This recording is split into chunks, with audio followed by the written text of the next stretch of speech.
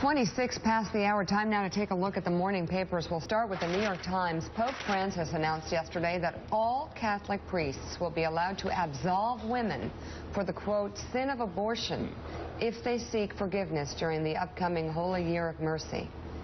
The pontiff wrote in his announcement, quote, I'm well aware of the pressure that has led women to this decision. I know that it is an existential and moral ordeal.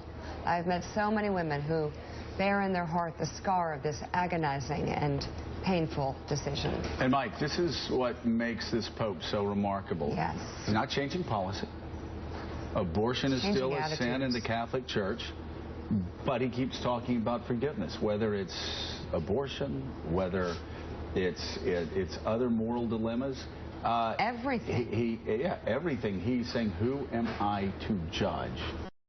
Which is actually following what Jesus said, judge not that ye be not judged.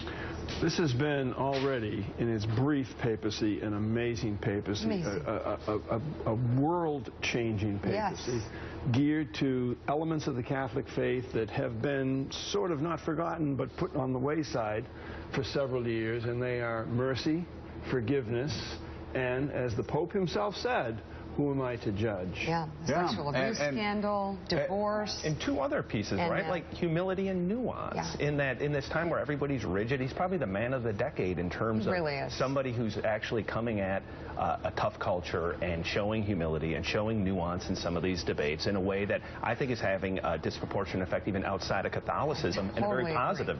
It is, and by the way, every time we talk about faith, it makes Alex very uncomfortable. You say God, he goes, move on, next story, new. Wait, okay, I'm going to finish this first, though. It really is, though. It is the Spirit. If you look at the gospel, I don't know why he hates God so much. That's Alex right there. I'm just joking. That's not a funny joke. It is, if you know Alex. No, he tells his God jokes all the time. Finish your point. Take my God, please. I don't even get that. That's Rodney Dangerfield. It doesn't make sense. Anyway, nobody gets that unless you're over 80.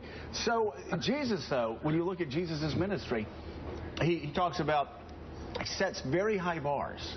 And people are like, well, how can we deal, how do we reach those standards? And then Jesus explains, well, it may be impossible for you, or it may be impossible for a camel to get through the eye of a needle, but nothing is impossible, with God's love. That's what this Pope is doing. Yes, young people, we have rules. God has laid down laws. We don't expect you to be perfect, but we do expect you to try to live by these guidelines. But if you fail, we have a forgiving God. That's been forgotten in the church for only about 2,000 years. They did lose their way. This has been the year of the church. Think about North Carolina. The church is what led that community to be able to forgive that young man for what happened in that church. You think about this, the church has had a great year. Right. By the way, so right. The church has had a great year. By the way, Alex said he may not know God, but he knows comedy. It wasn't Rodney Dangerfield. It was Henny Youngman. Yeah. Exactly. USA Today.